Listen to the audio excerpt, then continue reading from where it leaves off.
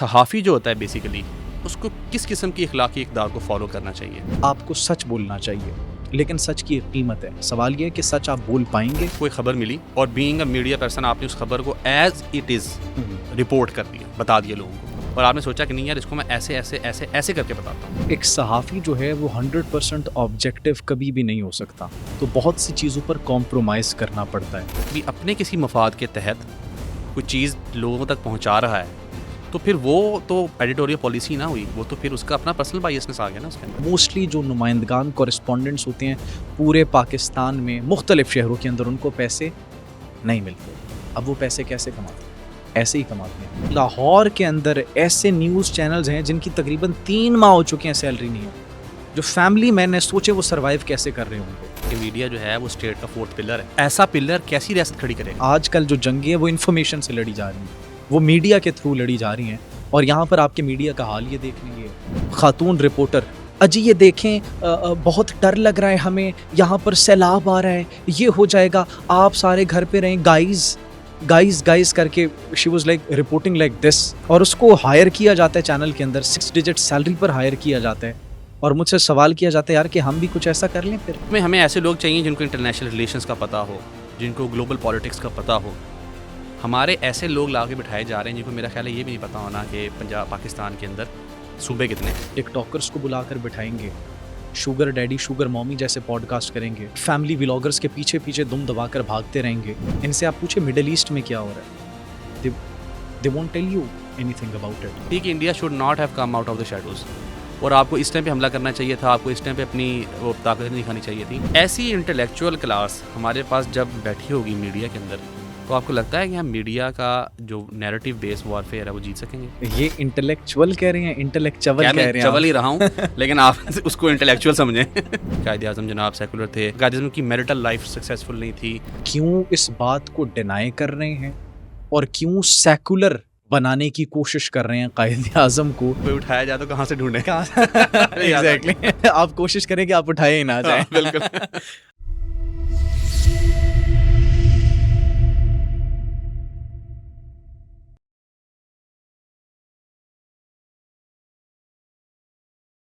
अस्सलाम वालेकुम ख़वातीन व हज़रात, welcome back to another episode of the revivalist podcast. Today we have a very special guest with us, mister Jawad Yusuf. He is currently working as a journalist, और चूँकि ये journalist हैं तो हम इनसे सहाफ़ती इक़दार के हवाले से बातचीत करेंगे, और मल्टीपल चीज़ें इस पॉडकास्ट में कवर होंगी।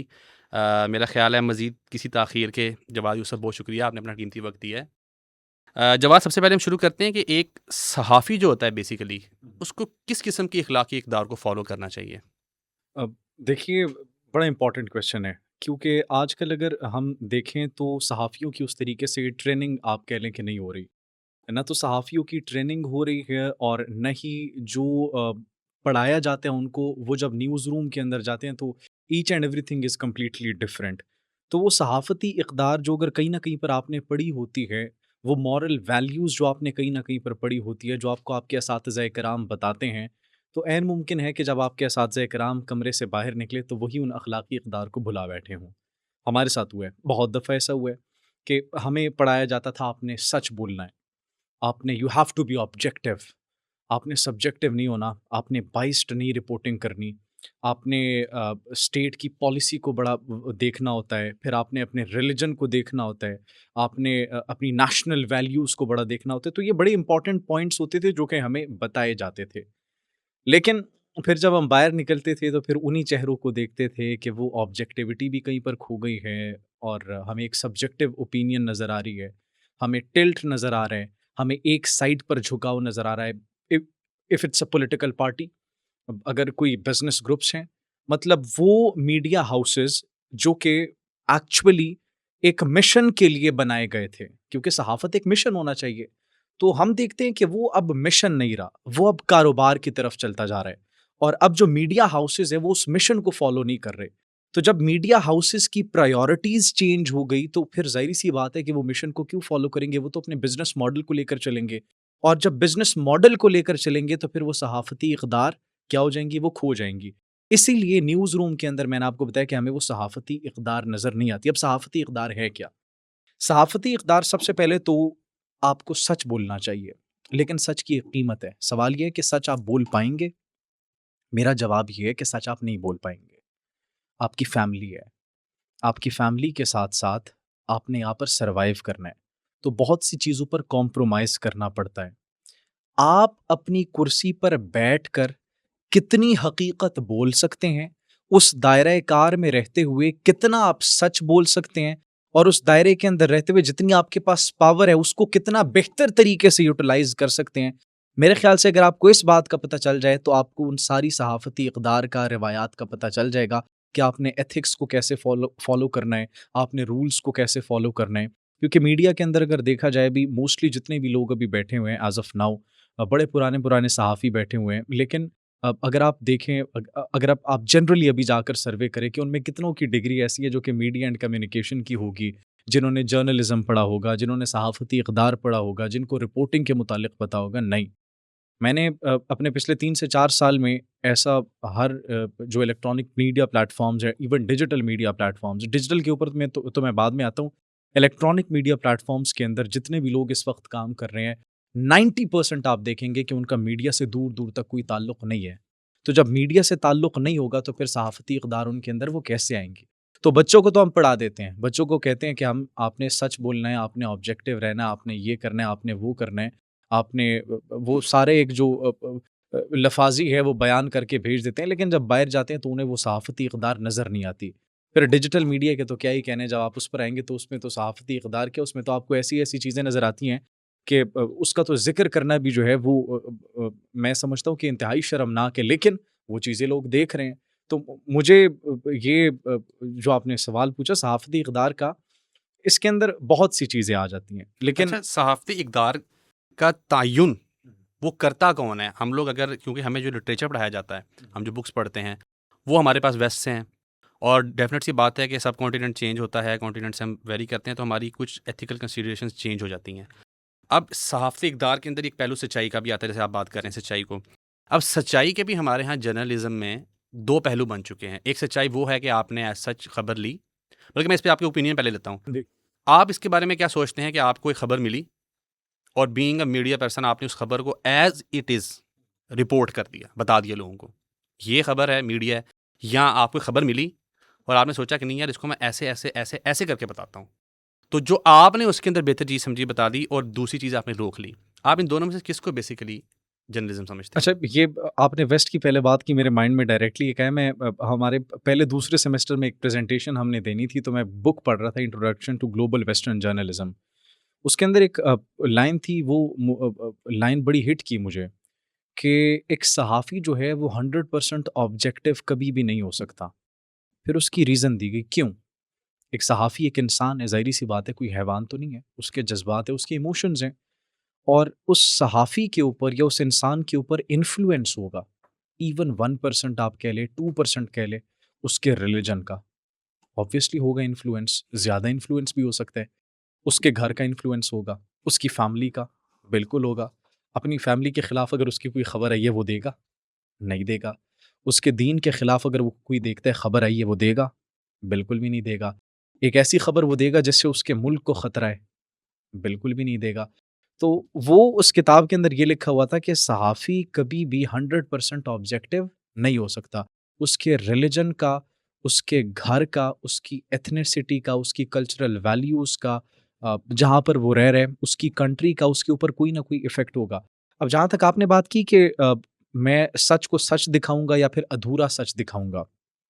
मीडिया के अंदर हम अगर इसको देखें, तो देखें जो दिखता है वो बिकता है।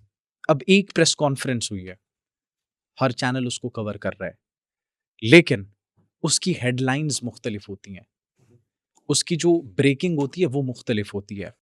अब ये रिपोर्टर के ऊपर डिपेंड करता है कि वो अपने इदारे की पॉलिसी को मद्देनज़र रखते हुए उस प्रेस कॉन्फ्रेंस के अंदर से कौन सी लाइन निकालता है और कौन सी लाइन पहले टॉप टिकर के तौर पर बनाकर भेजता है। अब जब वो टॉप टिकर बनाकर भेजेगा, तो वो लाइन वो होगी जो उसके एडिटोरियल पॉलिसी के मुताबिक होगी। इसका मतलब ये नहीं हुआ कि आपने अधूरा सच दिखाया।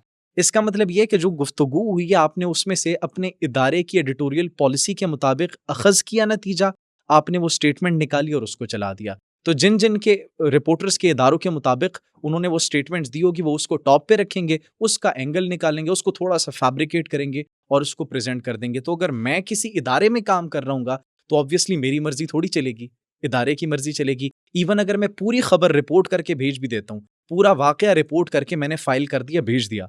लेकिन उसके बावजूद भी उन्होंने पीछे पीछे जो एडिटर्स बैठे होते हैं, रनडाउन प्रोड्यूसर्स जो बैठे होते हैं, उन्होंने तो बीच में से वही खबर निकालनी है जो कि उनकी ओपिनियंस के साथ, उनकी पॉलिसी के साथ मैच कर रही हो, और जो नशर करनी है फिर आगे न्यूज़ एंकर्स ने स्क्रीन के ऊपर, वो ज़ाहिर-सी बात है वही खबर करेंगे।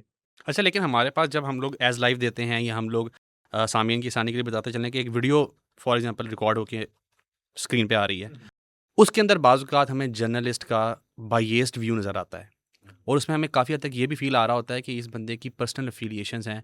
सपोज़िटली आप कोई भी इंसिडेंट कोट कर लें, कोई पॉलिटिकल मीटिंग हो रही है, कोई जलसा हो रहा है, समथिंग एल्स, उसके अंदर उसकी अपनी पर्सनल बायसनेस शो होती है। अब आपने जैसे बात की कि 100% ऑब्जेक्टिव नहीं है, हुँ, हुँ।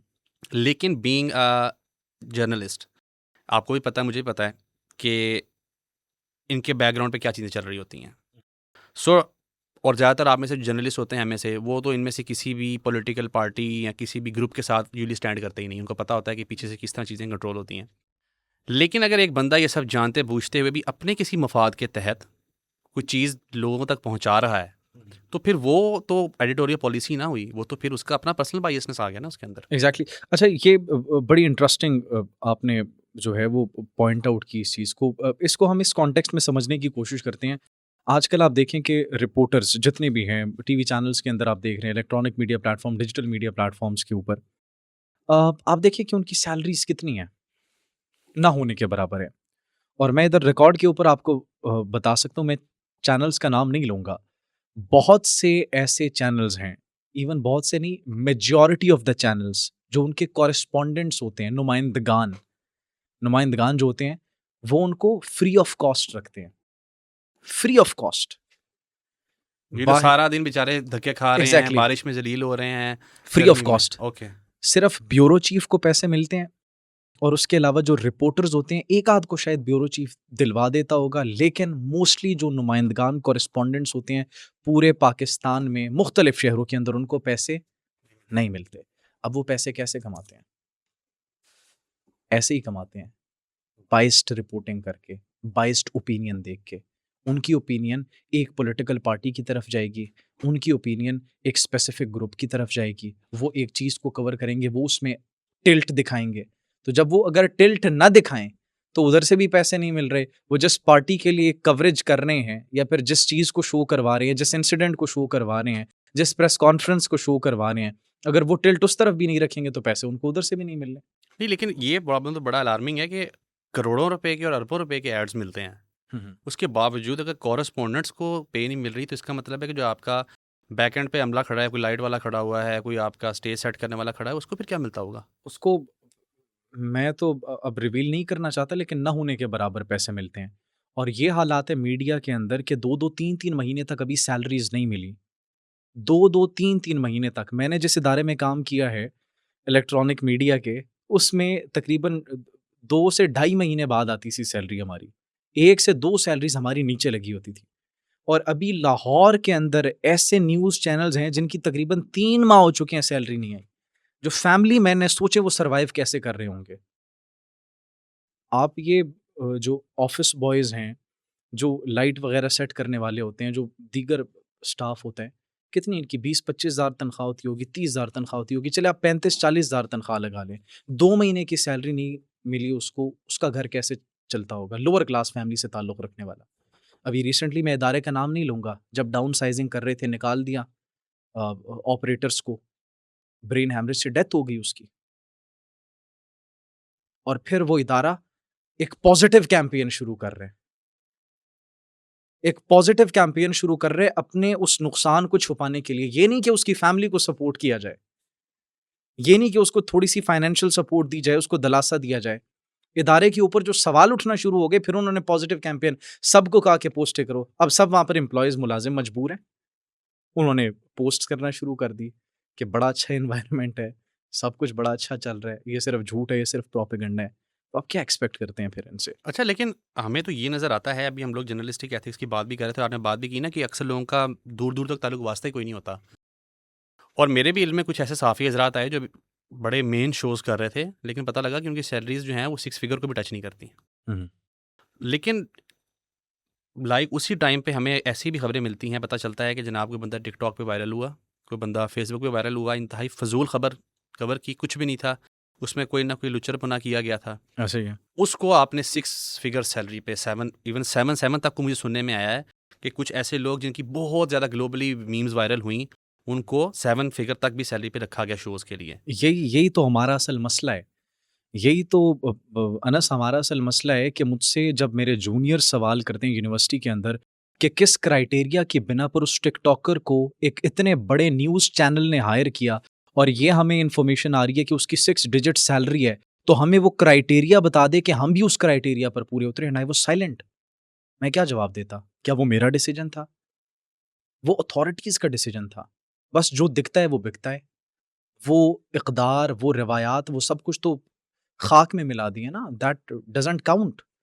क्योंकि अब तो कारोबार है ना, अब तो मिशन नहीं है। अब तो देखना है कि आप यूट्यूब से कितनी इनकम जनरेट करके दे रहे हैं, फेसबुक से कितनी इनकम जनरेट करके दे रहे हैं, टिकटॉक से कितनी इनकम जनरेट करके दे रहे हैं, इंस्टाग्राम से कितनी इनकम जनरेट करके दे रहे हैं, कितनी आपके पास पीआर्स आ रही हैं, कितनी आपके पास एडवर्टाइज़मेंट्स आ रही हैं। तो जब ये कारोबार बन जाए टोटली मीडिया, तो फिर आप अगर जूनियर्स मुझसे ये सवाल करें कि यार वो किस क्राइटेरिया की बिना पर उसको सेलेक्ट किया, मैंने उन्हें कहा कि यार I am not the decision maker, उनको अथॉरिटीज़ ने सेलेक्ट किया है।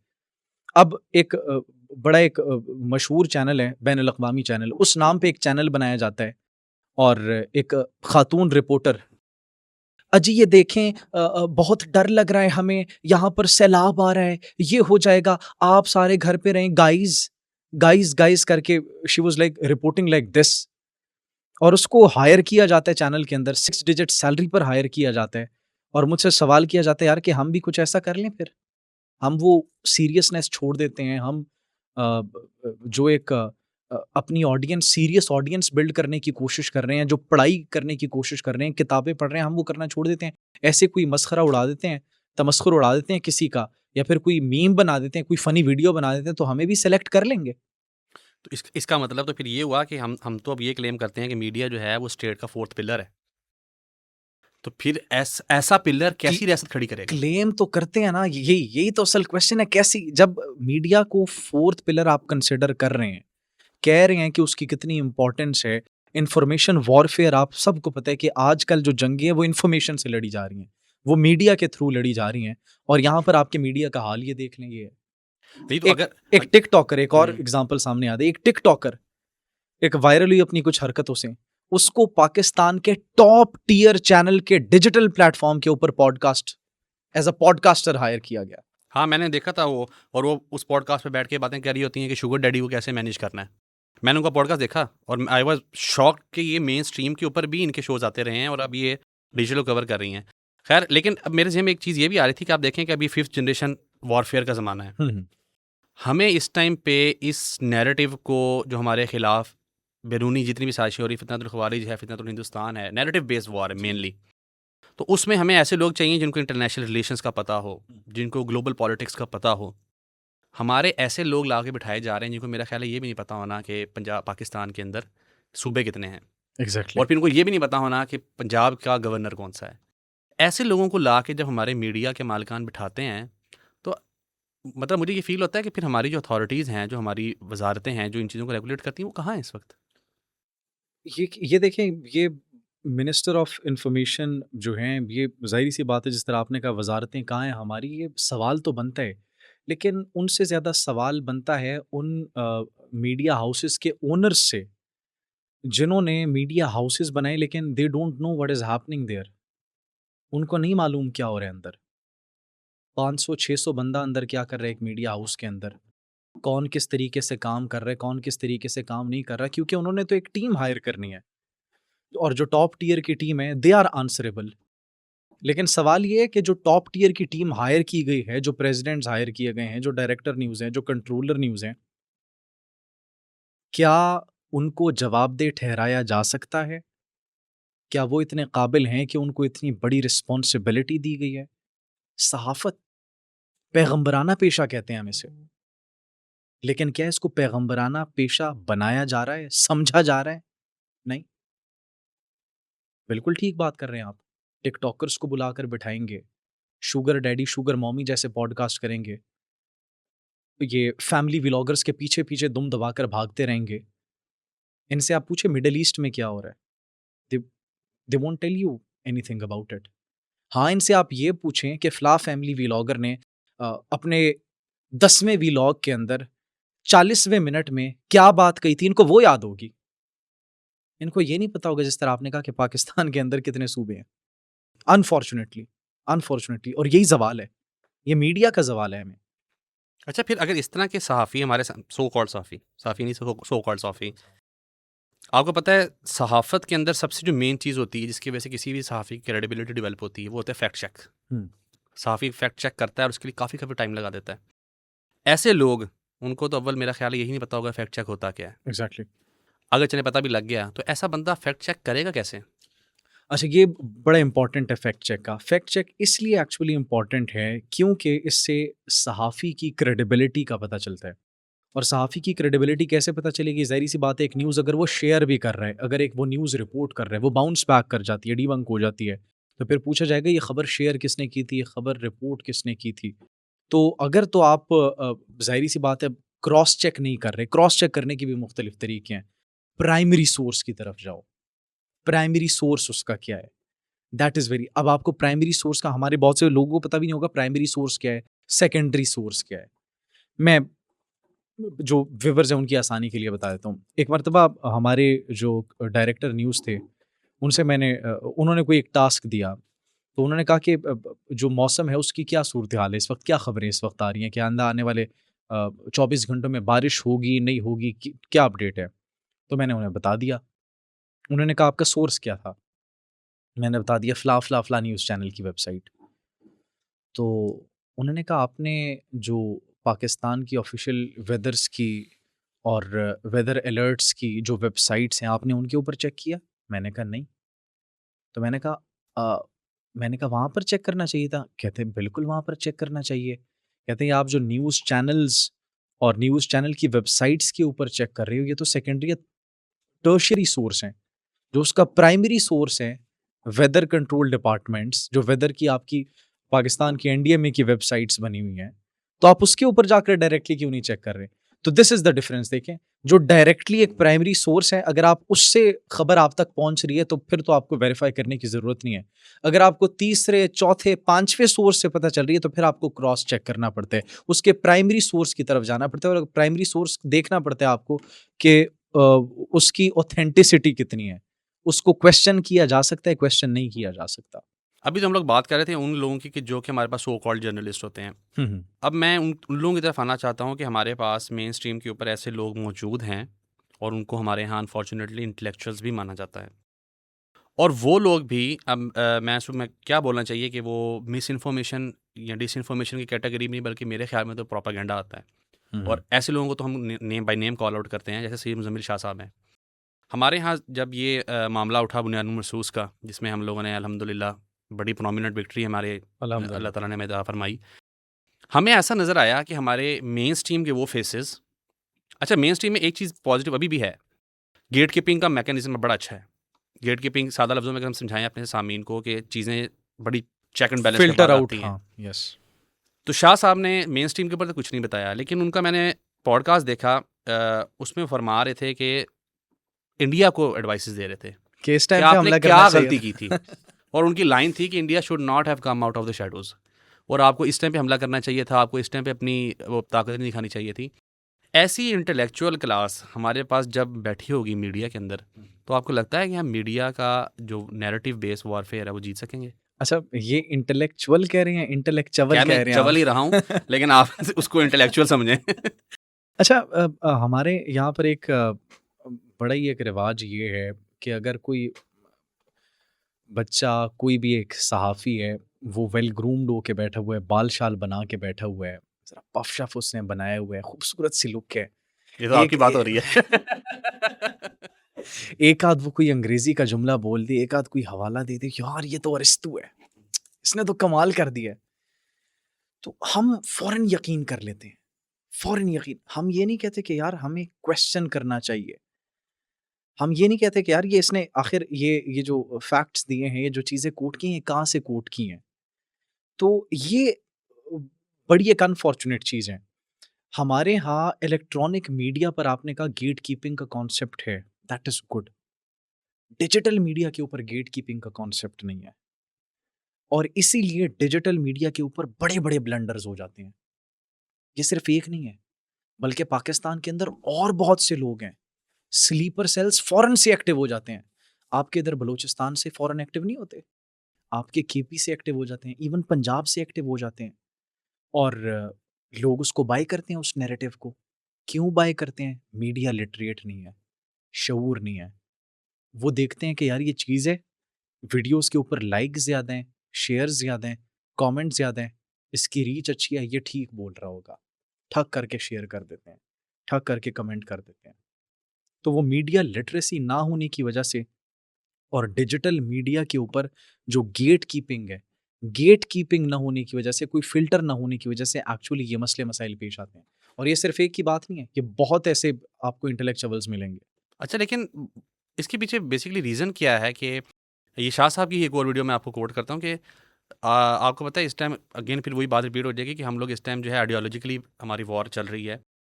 तो शाह साहब की एक वीडियो आती है, उसके अंदर वो जनाब उन्होंने 30 मिनट की वीडियो में ये साबित करने की कोशिश की है कि कायद-ए-आज़म जनाब सेकुलर थे। कायद-ए-आज़म ने कायद-ए-आज़म की मैरिटल लाइफ सक्सेसफुल नहीं थी। और उनकी जो वाइफ़ थी उनकी ये लेटर मिले हैं, फलाँ बंदे ने उनको ये लेटर कोट किया है, फलाँ बंदे ने उनकी मैरिटल लाइफ के बारे में वो 30 मिनट यही प्रूव करते रहे हैं कि मैरिटल लाइफ में एक फेल्ड आदमी थे। अब यहाँ 2 सवाल पैदा होते हैं। पहली बात तो ये है कि इस चीज़ को प्रूव करने की आपको क्या ज़रूरत थी?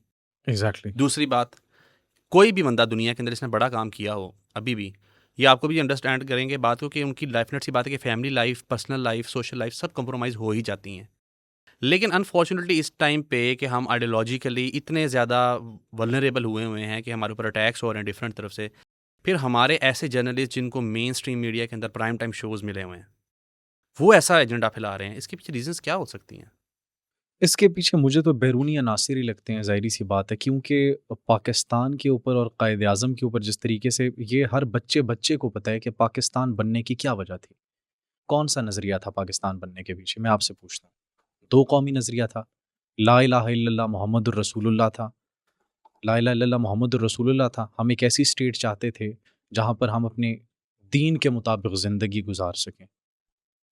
इस बात से कौन डिनाई करता है? अब आई डोंट नो कि वो क्यों इस बात को डिनाई कर रहे हैं और क्यों सेकुलर बनाने की कोशिश कर रहे हैं कायद-ए-आज़म को, या फिर वो जो 78 79 ईयर्स पहले हमें एक आज़ादी मिली, उसको अब जाकर वो पता नहीं गलत साबित करके किसको फ़ायदा पहुँचाने की कोशिश कर रहे हैं। अब वो सिस्टम ऐसा चाहते हैं कि वो सेकुलरिज़्म चाहते हैं। अगर वो इतना ही सेकुलरिज़्म चाहते हैं तो फिर जाएँ सेकुलर कंट्रीज़ में रहें। यहाँ पर तो रहने की ज़रूरत ही नहीं है। सवाल तो ये है ना, यहाँ पर इस्लाम के मुताबिक ज़िंदगी गुज़ारने के लिए, आज़ाद ज़िंदगी गुज़ारने के लिए ये मुल्क बना था, मुसलमानों के लिए बना था। तो अब मेरे ख़्याल से 78 79 ईयर्स के बाद जस्टिफ़ाई करना कि कायद-ए-आज़म सेकुलर थे, उन्होंने सेकुलरिज़्म को फ़रोग़ दिया, उनकी marital life, this is all bullshit. ये मैं तो इस बात को जो है, वो इस बात पर ज़्यादा बहस भी नहीं करना चाहूँगा। अच्छा, लेकिन हमारे यहाँ जवाब एक सहाफ़ी कोई किसी पॉलिटिकल नेचर की खबर कवर करता है, किसी को ऐसा सवाल पूछता है कि जिससे उस बंदे की पॉलिटिकल साख मुतासिर हो सकती है। हुँ, हमें पता लगता है कि अभी वो वापस अपने दफ्तर नहीं पहुंचा होता और वो टर्मिनेट हो चुका होता है, ऐसा ही कॉल है। आ चुकी। ऐसे लोग, इनके ऊपर क्यों नहीं कोई किसी किस्म का कोई अकाउंटेबिलिटी होती, कोई इनको किसी कटहरे में खड़ा नहीं किया जाता? इनके पीछे ऐसी कौन सी इतनी स्ट्रांग बैकिंग आपके ख्याल में होती है? ये वो लोग जो कि सवाल उठाते हैं ऐसे, या फिर वो लोग जो कि निकालते हैं? किनकी आप बात कर जो रहे हैं? सवाल उठाते हैं। जो सवाल उठाते हैं।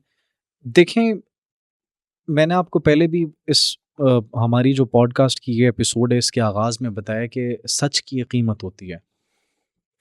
मिडल क्लास, लोअर क्लास वो कीमत अफ़ोर्ड नहीं कर सकते। You have a family, I have a family and we have to take care of them as well. लेकिन वो जिनके पीछे ज़ाहिर-सी बात है ताकतवर हाथ होंगे, जिनके बैकग्राउंड तगड़े होंगे, फिर वो सवाल उठाएँगे और सवाल भी वही उठाएँगे जो कि उनको पीछे से फ़ीड किया जाएगा। आप कभी भी ये ना समझिएगा कि उन्होंने कोई सहाफ़ती इक़दार या फिर सहाफ़त का में कोई बड़ा अपना नाम रोशन कर दिया, कोई बड़ा तगड़ा सवाल किया, एंटी सवाल किए, नहीं। एंटी सवाल करना ये कोई मुश्किल काम नहीं है। आप किसी को खुश करने के लिए अगर सवाल करोगे, अपना कैरेक्टर बेच दोगे, लिफ़ाफ़ा सहाफ़ी बन जाओगे, ये काम खराब है। तो you have to distinguish between that line. वो पर्टिकुलर बड़ी एक बारीक सी लाइन है, उसमें डिस्टिंग्विश करना आपने होता है कि आप क्या सच बोलेंगे, सच की बुनियाद पर, हकायक की बुनियाद पर सवाल करेंगे या फिर किसी को खुश करने के लिए सवाल करेंगे। अच्छा, विद द एवोल्यूशन अब हमारे पास डिजिटल मीडिया आ गया हुआ है। अब डिजिटल मीडिया के आने से कुछ हद तक ये फ़ायदा हुआ कि काफ़ी सारे वो जर्नलिस्ट कि जो पहले दारा जाती पॉलिसी की वजह से, एडिटोरियल पॉलिसीज़ की वजह से सच नहीं बोल पाते थे, हमें नज़र आता है कि वो मेन स्ट्रीम में अभी भी वही एडिटोरियल पॉलिसी फ़ॉलो करते हैं, लेकिन अपने पर्सनल व्लॉग्स के अंदर वो काफ़ी कुछ रिवील कर देते हैं। सो आपको लगता है कि डिजिटल मीडिया आने से जहाँ मिस इन्फॉर्मेशन, डिसइन्फॉर्मेशन फैली है, वहाँ एक प्लस फैक्टर हमारे सामने ये निकल के आया है कि थोड़ी सी जर्नलिस्टिक फ्रीडम मिल गई है हमें? ये डिजिटल मीडिया के आने से थोड़ी-सी नहीं, बहुत ज़्यादा फ्रीडम मिल गई है, जर्नलिस्टिक फ्रीडम मिल गई है। क्योंकि मैं अगर कहीं पर जॉब करता हूँ, मैं मुलाज़िम हूँ, तो ऑब्वियसली जो बॉस कहेगा I have to follow that. मैंने बॉस की बात माननी है, मैं बात नहीं मानूँगा, वो जॉब से निकाल देंगे। हाँ, एक इंडिपेंडेंट प्लेटफ़ॉर्म आ गया आपके पास, यूट्यूब। यूट्यूब है, फ़ेसबुक है, आप जो मर्ज़ी कहना चाहे कह सकते हैं। कह सकते हैं, लेकिन उसके भी कॉन्सिक्वेंसेज़ होते हैं।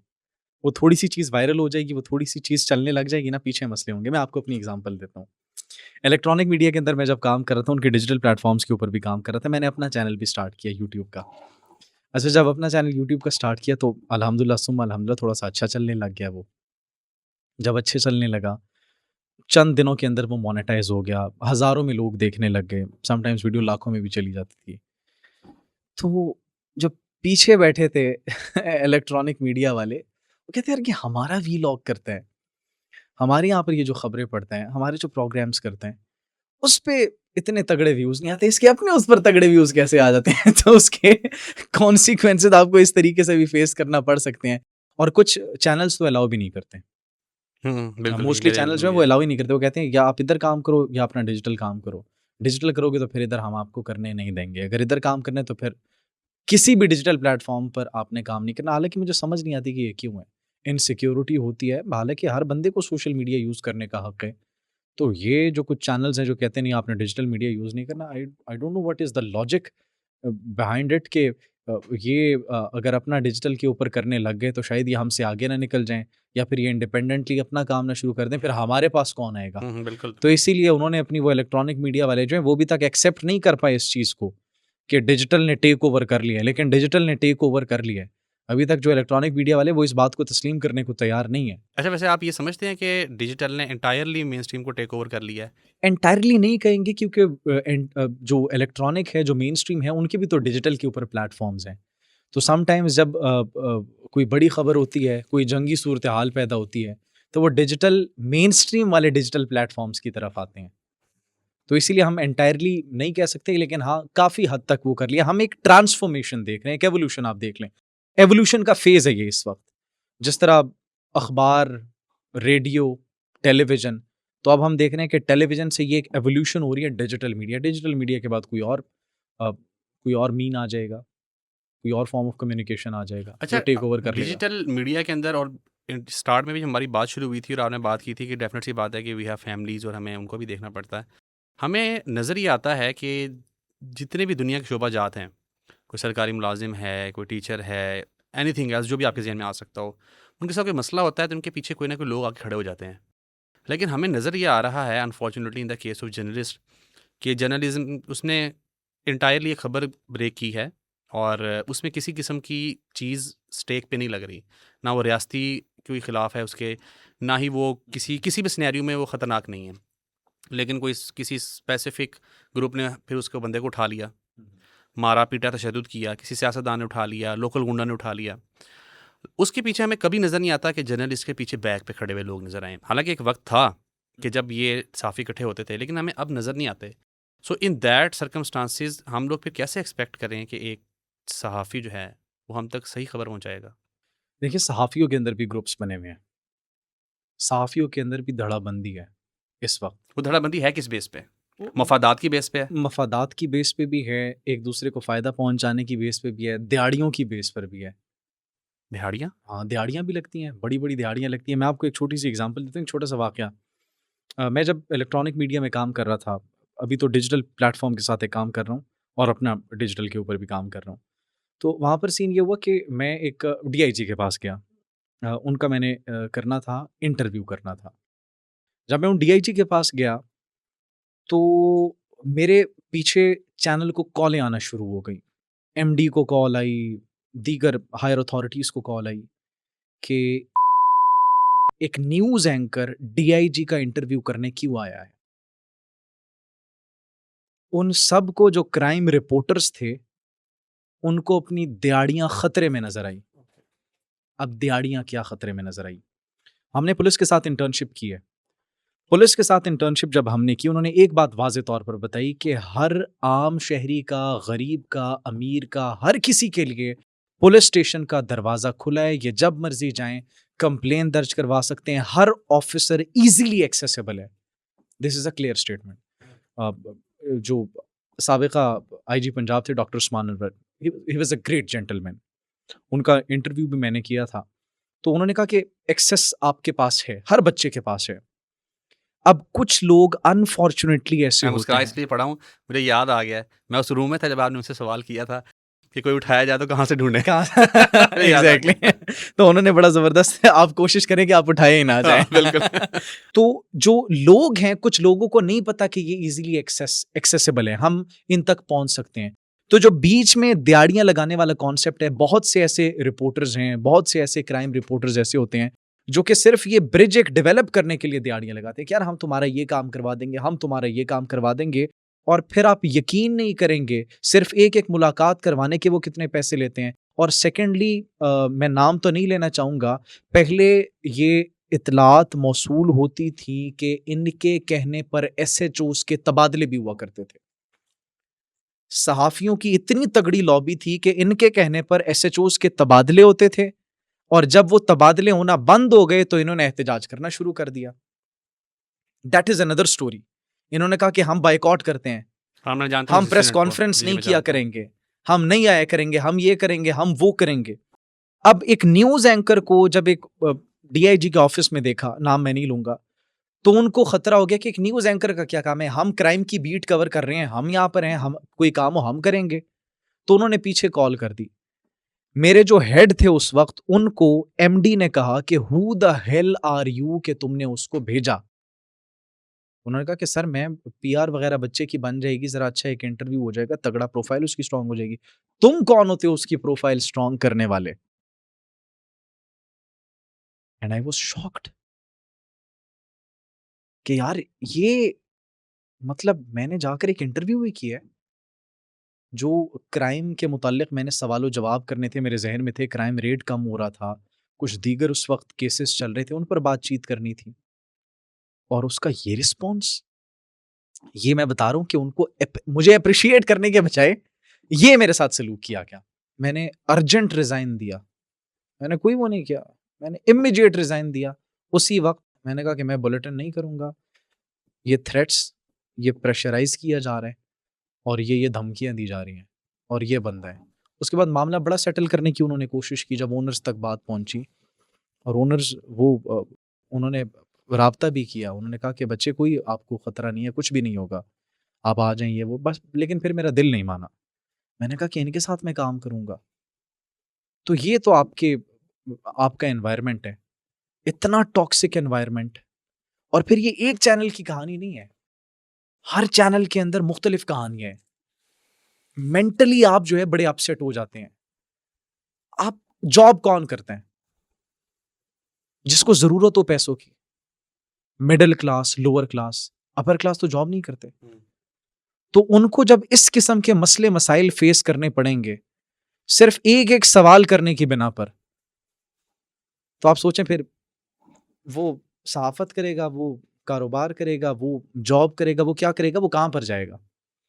तो इसका मतलब तो फिर हमें क्लियरली ये नज़र आता है कि हमारी जो आने वाली जनरेशन्स हैं, जब वो इस तरह के एक्सपीरियंस, क्योंकि अब मेन स्ट्रीम का दौर तो ख़त्म एक लिहाज से और हमारे पास डिजिटल का है और यहाँ स्टोरीज़ ये इससे रिलेटेड स्टोरीज़ कई हमारे सामने नज़र आ रही हैं। तो फिर तो जो हमारी प्रोडक्टिव यूथ है स्पेसिफ़िकली, जो जिस तरह मैं और आप भी जब मैस कॉम में गए, हम एक बड़ा इरादा ले गए थे कि हमने बड़ा जनाब इरादा लेकर गए थे, सहाफ़त करनी है, हमने फलाँ को गड़े मुर्दे उखाड़ देने हैं, उखाड़ ये वो। देने।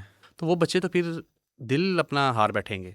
दिल इसलिए हार बैठेंगे अनस, क्योंकि आप देखें लाहौर के अंदर इस वक्त कितनी यूनिवर्सिटीज़ हैं, काफ़ी यूनिवर्सिटीज़ हैं, बेतहाशा यूनिवर्सिटीज़ हैं, कितने कॉलेजेस हैं जो कि डिग्रीज़ करवा रहे हैं, एफिलिएटेड यूनिवर्सिटीज़ के साथ एफिलिएटेड हैं, डिग्रीज़ करवाते हैं। आप मास कॉम के बच्चे देख लें, फ़िल्म एंड टीवी के बच्चे देख लें, जर्नलिज़्म के बच्चे देख लें, मीडिया रिसर्च के बच्चे देख लें, हज़ारों की तादाद में प्रोड्यूस हो रहे हैं कि नहीं हो रहे। एक रफ़ एस्टिमेट ले लेते हैं, 4 से 5,000, चलें 3,000 कह लें। 3,000 बच्चा 1 साल के अंदर पास आउट हो रहा है मीडिया का, वो कहाँ पर जाएगा? मीडिया में जॉब्स हैं इतनी।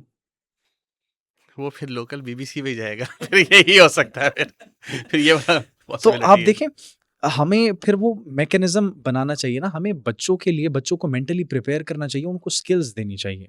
हम ये सहाफ़ती इक़दार, क्या आप सहाफ़ती इक़दार पढ़ा रहे हैं जो कि इलेक्ट्रॉनिक मीडिया के अंदर फ़ॉलो ही नहीं करने उन्होंने? कोई कॉन्सेप्ट ही नहीं है उनका दूर-दूर तक। आप उन्हें यूट्यूब का बताएँ कि यूट्यूब से कैसे पैसे कमाए जा सकते हैं। आप उन्हें फ़ेसबुक का बताएँ। आप उन्हें बताएँ कि मायारी कंटेंट कैसे बनाया जा सकता है। आप उनको इंडिपेंडेंट करें, आप उनको एंटरप्रेन्योर बनाने की तरफ लाएँ। आप उनको डिजिटल जर्नलिस्ट बनाने की तरफ आएँ। लेकिन आप ये देखें ना कि हमारे यहाँ अनफॉर्चुनेटली एक तो हमारे सारे के सारे इदारों का सत्यानाश है कि जो करिकुलम भी डिज़ाइन करते हैं, आप अभी भी देख लें कि मैथ्स कॉम के अंदर, मुझे इसके ऊपर इख्तलाफ है, आपको पता नहीं हो या ना, कि सेकंड सेमेस्टर में ऑलमोस्ट थर्ड सेमेस्टर में आपके बच्चे जो हैं उनको बता रहे होते हैं कि जनाब ये खबर अखबार है, इसमें ना ये वाली पट्टी इसको हम ये बोलते हैं, और इसमें ये वाला डब्बा है इसको हम ये बोलते हैं, और इसमें ये वाली जगह ऐड के लिए होती है, ये वाली इसके लिए होती है, ये वाली। जबकि आपको बड़ी अच्छी तरीके से पता है कि जो अब जनरेशन जेन ज़ी आ रही है ना, उनको पेपर के अंदर कोई इंटरेस्ट नहीं है। उन्होंने ना पेपर ना पढ़ने पढ़ा हैं। है, ना उन्होंने उसके लिए काम करना है। एग्ज़ैक्टली। हर बंदा इसलिए प्रिपेयर हो रहा होता है कि मैंने कैमरे को फेस करना है और मैंने अपनी एक पीआर बनानी है। हुँ, हुँ। तो हमारी कहीं न कहीं लैग तो हमारे फिर एजुकेशन इंस्टीट्यूशंस भी कर रहे हैं ना, और हमारे सीनियर्स भी कर रहे हैं। बिल्कुल कर रहे हैं, और इसकी एक एग्ज़ाम्पल आपको देता हूँ। एक और एग्ज़ाम्पल बड़ी ज़बरदस्त। हमसे पंजाब यूनिवर्सिटी के हमारे बैच से 17 साल पुराने एक बैच का स्टूडेंट हमें मिला, and he was a professor. उन्होंने कहा, आपको ये टीचर पढ़ाते हैं? आई सेड येस, इन्होंने हमें पढ़ाया है। उन्होंने कहा, उन्होंने आपको खबर की क्या डेफ़िनेशन पढ़ाई है? मैंने कहा, जब कुत्ता इंसान को अगर काटेगा तो खबर नहीं है, इंसान अगर कुत्ते को काटेगा तो वो खबर है। मैंने कहा, आपको भी यही पढ़ाई थी? कहते हैं 17 साल पहले हमें भी यही पढ़ाई थी। अगर मैं गलत नहीं हूँ तो शायद आप उन्हीं साहब की बात जी। कर अच्छा ठीक है। अब 17 साल से एक ही डेफ़िनेशन पढ़ाई जा रही है। अगर कुत्ता इंसान को काटेगा ये खबर नहीं है, अगर इंसान कुत्ते को काटेगा वो खबर है। अच्छा, मैं आपको उन्हीं साहब की एक बात बताऊँ, मज़े की बात है, बतानी भी चाहिए। अल्लाह तबारक व तआला जन्नत बख्शे, मेरे दोस्त थे गुलाम मुस्तफ़ा, तो बहुत मेहनत करने वाला लड़का। आपको पता है पीयू के अंदर मेहनत करने वाले बच्चे बहुत थोड़े होते हैं। पीयू के अंदर मेहनत करने वाले, एग्ज़ैक्टली। और इतनी वो मेहनत ल करता था कि उसने एक-एक बुक, आपको पता है हम हुँ, लोग पीपीटी पढ़ के पास होने वाले लोग हैं, बुक्स नहीं हमने पढ़ी। हुँ।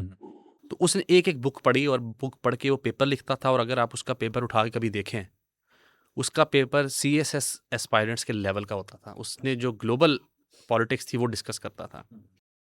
सो मैंने क्या किया, मेरा एक दफ़ा पेपर था उन साहब के पास, और पेपर के अंदर जो था उसका मुझे अब सही नाम याद नहीं है, गालिबन ग्लोबल कम्युनिकेशन सब्जेक्ट का नाम था।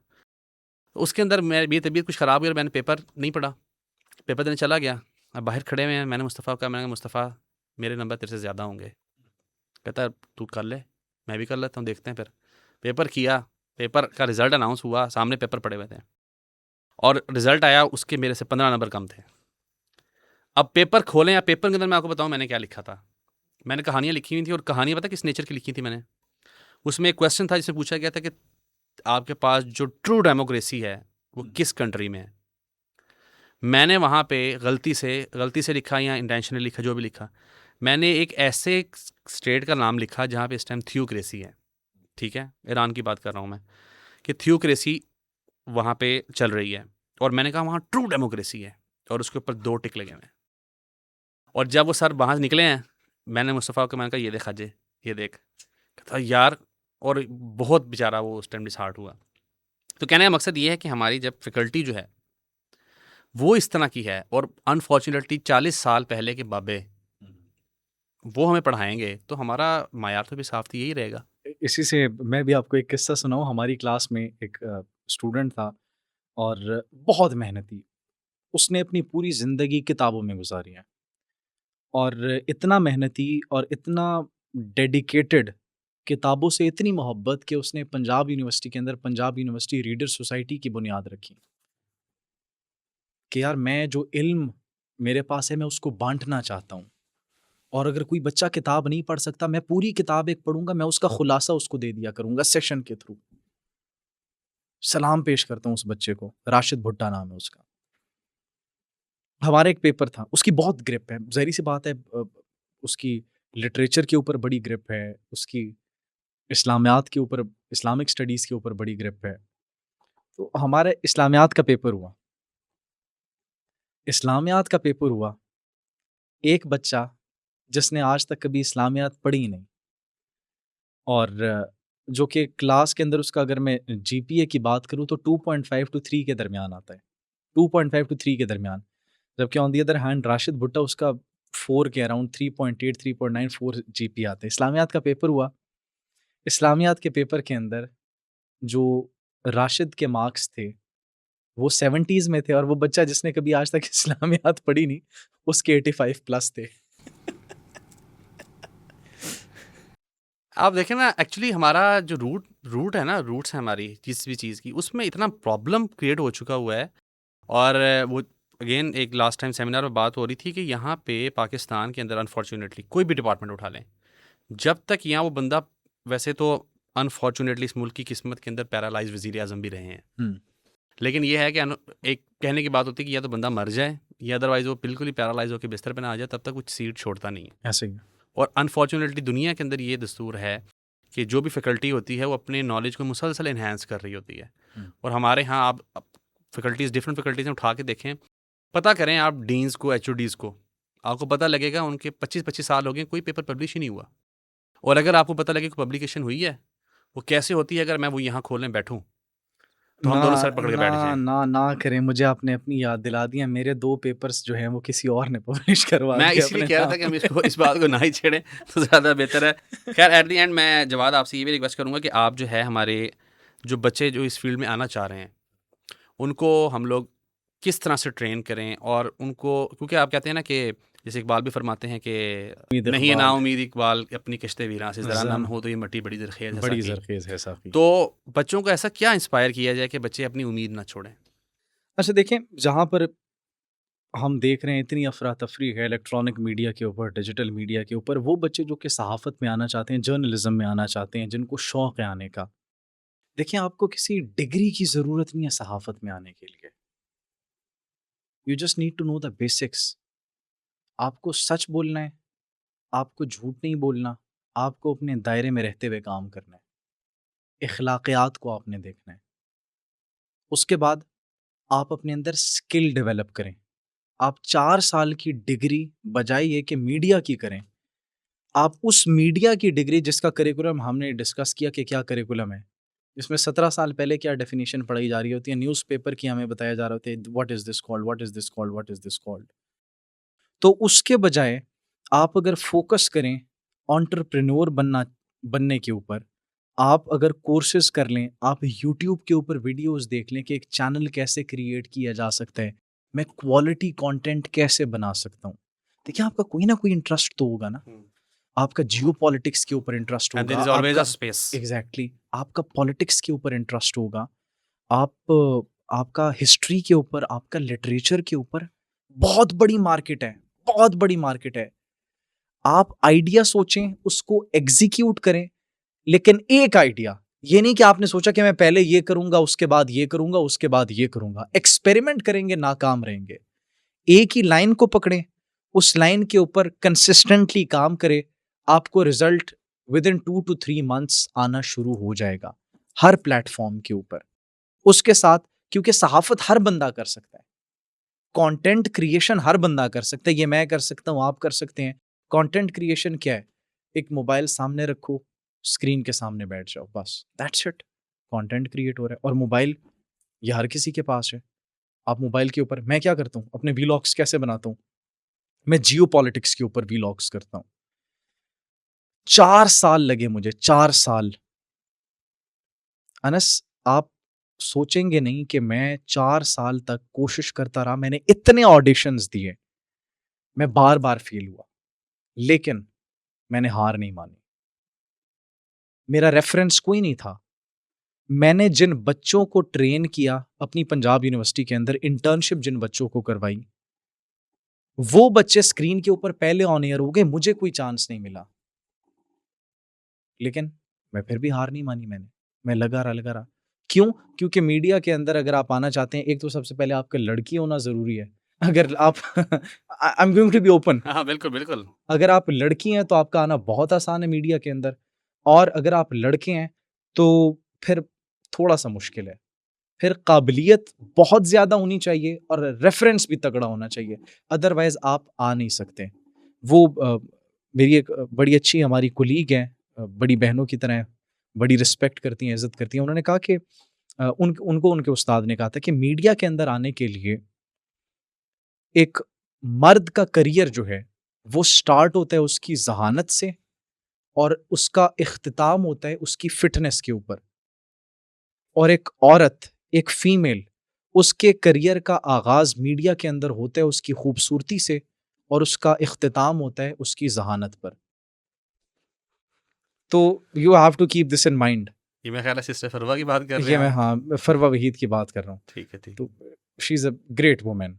बहुत उन्होंने गाइड भी किया, और बड़ा अच्छा उनके साथ एक बरादराना भाइयों वाला एक ताल्लुक़ है। तो वो गाइड भी करती रहती है, कभी मुश्किल वगैरह आई तो उनके साथ डिस्कस भी कर लेते हैं। खैर, तो मैं आपको जो बता रहा था कि जो नौजवान आना चाहते हैं इस फील्ड में, कंटेंट क्रिएशन की तरफ आएँ, देखें आप क्या करना चाहते हैं, एक लाइन पकड़ें, मेहनत करें उस पे, 4 साल एक डिग्री के ऊपर इन्वेस्ट करना, सहाफ़त के ऊपर, और जर्नलिज़्म की डिग्री में आपको पता है कौन-सी बेसिक चीज़ें पढ़ाई जाती हैं करिकुलम के अंदर। तो इससे बेहतर ये है कि आप उन 4 सालों के अंदर कोई और डिग्री करें। और ये जो आपका वो हमारी टर्मिनोलॉजी है, हमारे उस्ताद कहा करते थे सहाफ़ती जरासीम। तो अगर आपके अंदर सहाफ़ती जरासीम है तो एक मोबाइल आप सामने रखें, कंटेंट क्रिएशन शुरू करें, आइडिया यूनिक होना चाहिए, उसको एग्ज़ीक्यूट करें। अगर एग्ज़ीक्यूट करेंगे तो आपको पिक कर लिया जाएगा। जैसे 4 साल बाद मुझे बिलाखिर पिक कर लिया, उसके बाद डिजिटल मीडिया के ऊपर आया, डिजिटल मीडिया, 3 वीडियोज़ बनाई, 3 दिनों के अंदर चैनल मोनेटाइज़ हुआ। क्राइटेरिया सारा पूरा हो गया इन जस्ट 3 वीडियोज़। तो सीखा ही आज तक है, बोलना सीखा है कि बेहतर कैसे बोल सकते हैं, स्टोरी कैसे बनाई जा सकती है। एंड बाय द वे, ये 3 दिन ही जो मैंने 3 वीडियोज़ की जिस पर चैनल मोनेटाइज़ हुआ, आज तक मैंने पाकिस्तान की पॉलिटिक्स पर वीडियो नहीं बनाई।